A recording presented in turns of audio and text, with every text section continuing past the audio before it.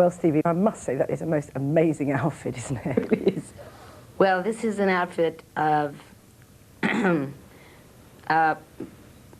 boots are 10 years old, the skirt is 10 years old, the cape is 10 years old, the white coat is probably just basking on a year. The necklace is brand new from Rome. Some of the rings are very old. The gloves are new. The hair is old. The hat is about a year old. I tend to mix everything from, I tend to never buy anything that I don't keep forever. You remind me of Mae West at the moment in that. Does that bother you? There is probably a lot of Mae West in me. That swing of her head, you know, and the way that she talks.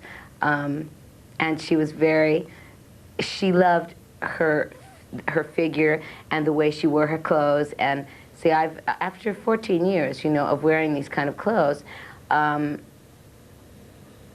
used to them.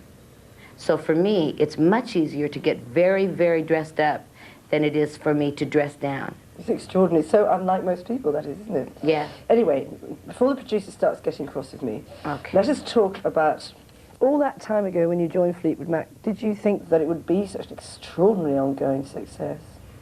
No. No, I never let myself expect, like when they released Rhiannon, I didn't want them to release Rhiannon as a single because I thought, what if she doesn't make it? What if my Rhiannon falls flat on her face? Then it is not my choice to release her as a single. She is a mythological goddess of horses and steeds and maker of birds, and she's a brilliant, brilliant character. What if she falls flat on her face? Then this is really going to hurt me, and it's going to hurt her. And so I was very against releasing Rhiannon as a single.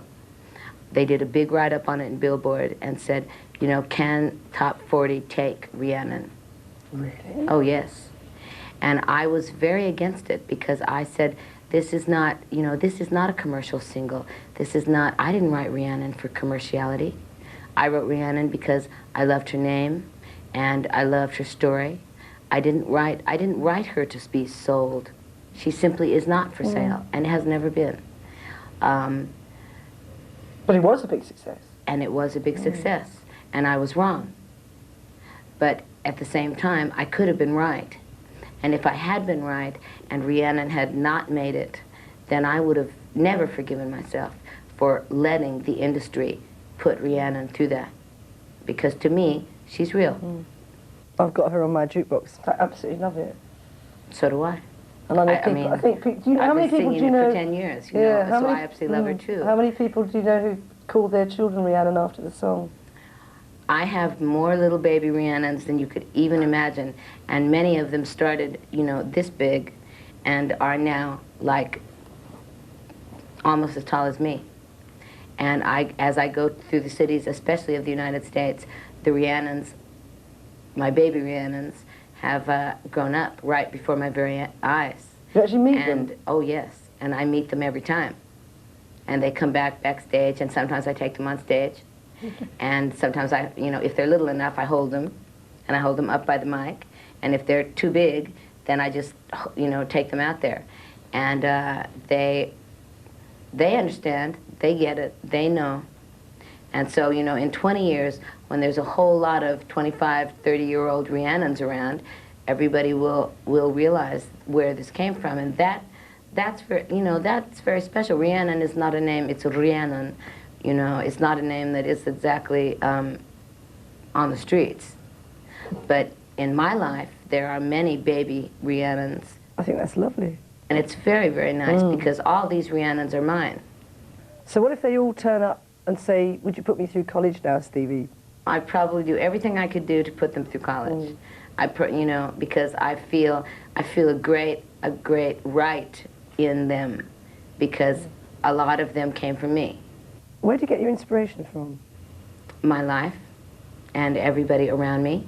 I mean, you know, if you were to sit here and tell me a story about a certain time of your life, or somebody that you loved, or something that didn't work out, I would probably go right back to my typewriter and write down exactly what happened to you, and then I would put it into rhyme, and then I would write a song about it. Is that how you do it? Yes. You write on a typewriter first? That's extraordinary.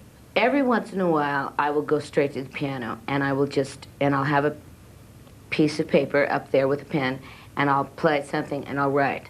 But usually, you see, I keep a full-on journal that I keep every night, that I have been keeping for the last 14 years. So I have about 25,000 pages of typewritten stuff. You mean you in type? boxes. I type, and I type very well and very quickly. I love to type. I type to music. So I'll put on anybody's music, anyone that I especially like, that has a good beat, a good rhythm, and then I type right along to the music. And people think it's very funny because they'll hear me typing right along, so it's like I'm a percussion instrument, right? The typewriter, it becomes a percussion instrument for me. And I can type for days. Haven't you got a word processor? I don't have a computer, I don't have a word processor, I don't have a thesaurus, I don't have, I don't have a dictionary, I don't have anything like that, because I'm really one of those truly untrained people who has refused to be trained all her life. I've never taken a music class, never taken an art class, never taken a singing class, I've never taken a singing lesson, and that's because I don't want to be trained. I don't want to follow rules. How does that work within Fleetwood Mac, not wanting to be ruled? Not real well. Tell me. Because they are very rule-esque, especially the three English ones. They all think that they are straight from the English aristocracy, monarchy, I mean, Mick is absolutely the king. And, Christine is absolutely the queen. Funny enough, I was just going to ask you whether it's different working with English people. Well, I've been working with them now since 1974, so I'm very comfortable with English people. But are they different? Very different. Than Americans, very different. Arrogant? But I like them very much, and yes, they're very arrogant. And see, I picked this up, so people wonder where I'm from, because I lived 5 years of my life in Texas, 2 years in New Mexico, 3 years in Utah, 3 years in Los Angeles, 6 years in San Francisco. People wonder where I'm from. Like maybe she's from Mars, because she has, as soon as I go back, if I go to Atlanta, I instantly go into my southern accent, and people are going, where is this girl from? Can you do English then? I pick up phrases like ring you up, or I'll give you a bell and pop up, or these things. I say these things in my own accents, and people will go, I wonder where this girl came from, because she has no stability when it comes to speaking. And of course, I love the English, and I love the way they speak, and I love their kind of formal way of speaking. So when I'm surrounded by my English friends, I'm much more formal. When I'm just surrounded by my crazy California American friends, I'm much less formal. But yet, even into that comes the English. Because I'm with Fleetwood Mac so much that it's hard to drop that. Well, I've known Christine for years and years, and all that time when there was the splitting up that was going on within Fleetwood Mac, how difficult was that to cope with? Difficult. You remind me a lot of Christine. And Chris is probably my dearest stronghold. She's probably my sanctuary. She's the one person in my life who I can go without an invitation if I'm upset, or if something's really bothering me, or there's something that I just can't quite come up with a solution for. I can get in a car and drive to Chris's house without an invitation and stay there all night. And I'm not a good house guest. Why not? I just don't like to go to other people's houses. I like people to come to my house. And probably that's because the way I was raised. My mother never really let me go and stay at other people's houses. She would allow me to have all my friends to my house, but she would not allow me to go away. And this comes from something that she's never told me about her own childhood. And someday she will tell me. And I know it's not going to be a nice story. But there's something about her, the way that she raised me, that said you can have anybody you want, as late as you want, at our house, but you cannot stay with them. Did you mind that when you were young? In a great way. But at the same time, my mom was strong enough that I never fought her, because she was unfightable. Now, of course, you know, she's the dearest thing in my life. I mean, and I am absolutely the star in her sky. So it's like I consider her to be the most precious person in my whole life. And second behind her, you know, comes Christine, because Chris has been like a sister, like a mother, like a best friend, because there was many, many years where Chris and I were all alone. There were no makeup artists, no wardrobe mistresses, nobody to help us. Chris and I shared rooms. Did you find the boys in the band didn't understand the problems about makeup and all that? They went off on their own and left Chris and I to our own. And even though, but you see, Christine was rather a monarch, so Christine had a lot to say. Whereas then I spent a lot of time speaking with her, and Christine knew me inside and out. And so Christine would take my ideas with her, and she'd throw them in, so that she managed to get over how I felt. Because I was very young and very weak in you know, standing up for myself. And Chris stood up for me.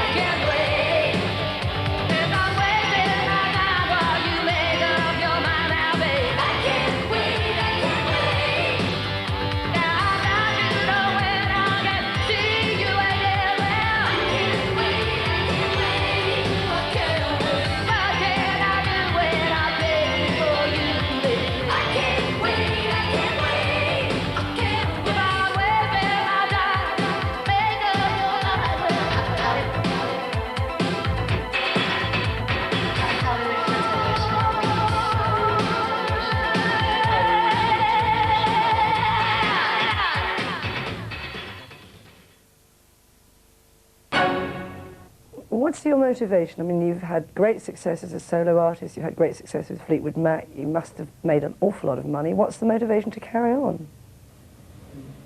Love. Of whom? Love of doing it. I don't know what else I would do. If somebody said to me, well, you can't do this anymore. If somebody said, you know, you cannot do this anymore because of your health or because of something else, to me it would be like, well, then I would have to figure out another way to do it without doing it in the same way. It's like nobody could ever say to me, you can write no more songs. Because at that point, then there would be no reason for me to be on this planet. If somebody said you cannot write any more stories, you cannot ever sing another song to somebody, it would break my heart.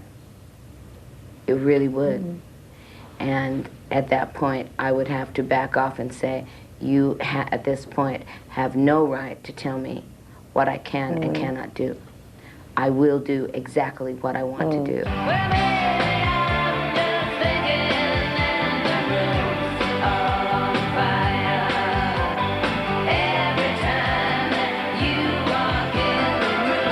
You sound like you're very much your own person.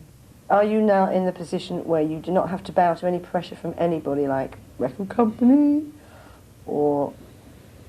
No, I bow to many pressures from record companies and many pressures from other people, but there is one thing that I hold strong, and that is my own essence. And that is my own thing that I have to give to the people that I write for, because my first love is my writing. And obviously my first love has taken away the fact that I've never been married, that I've never had children, that I do not have a life outside of this life.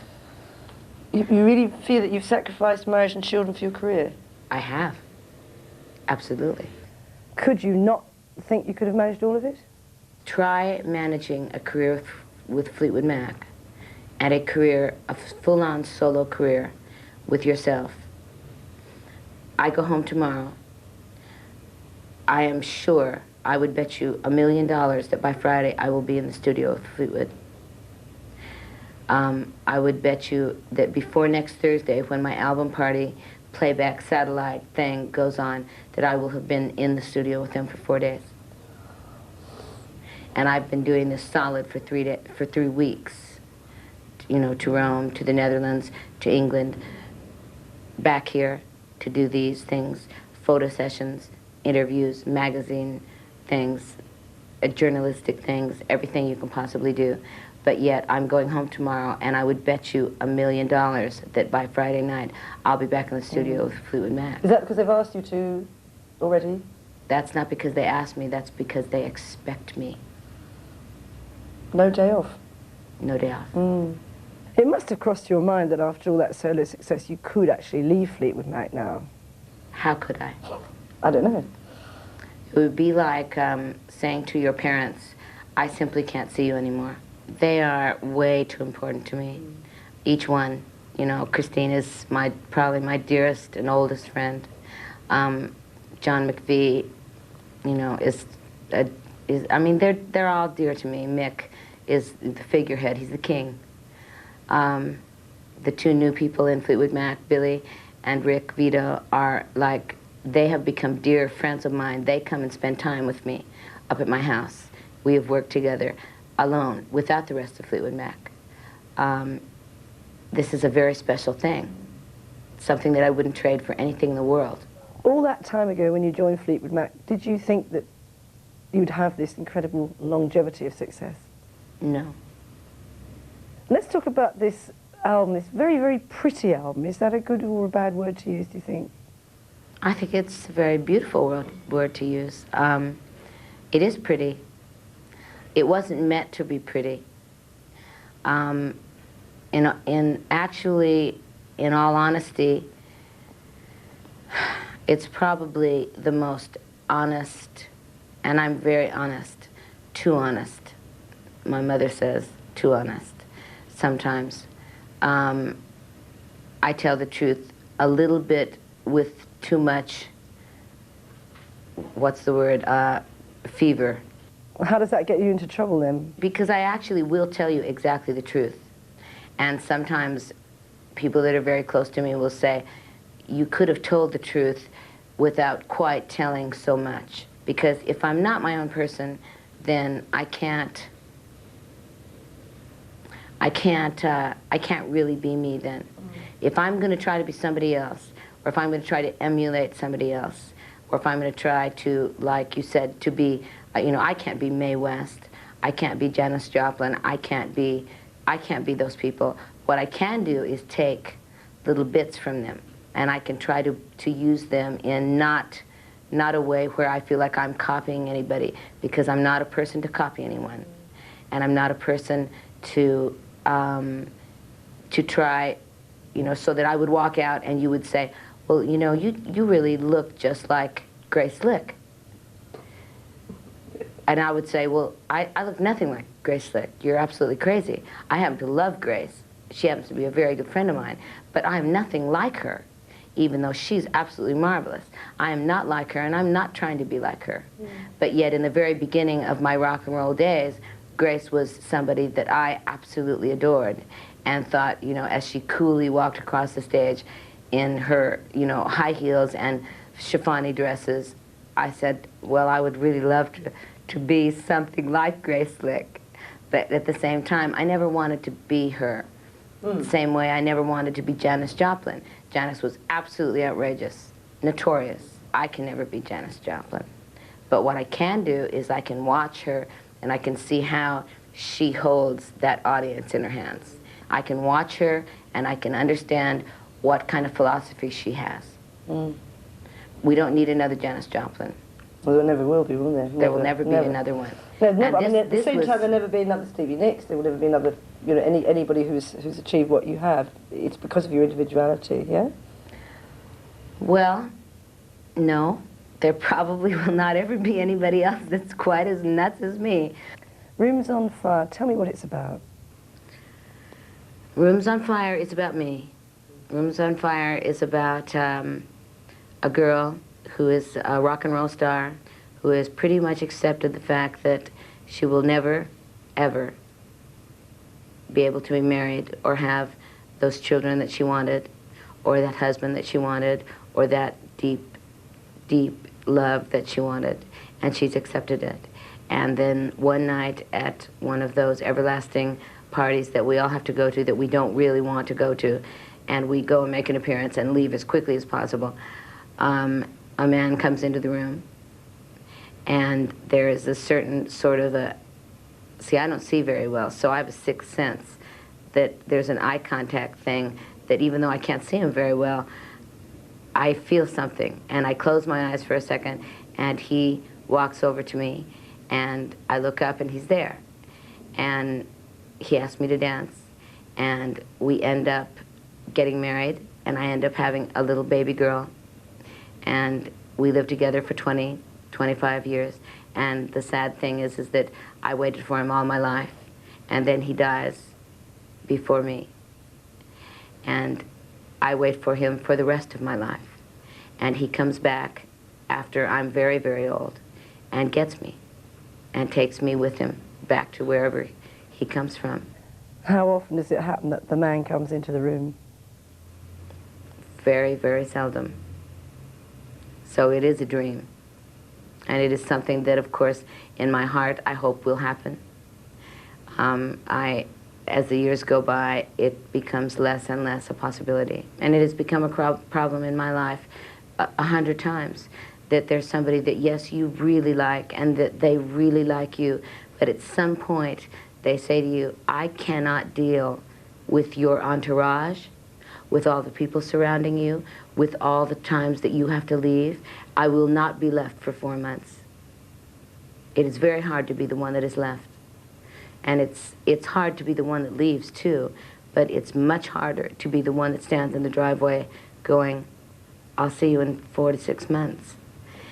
And to drag him out on the road is like pride killing. It's not good for a man's pride. And I learned that a long time ago. You don't drag a man around. You know, either you have such a solid relationship that he can stay home and do what he does, and that he can understand what you do. But this takes a saint. This takes a very saint-like man. Not many saints about. Very few. I mean, I couldn't take it. So why should anyone else? So why should anybody else?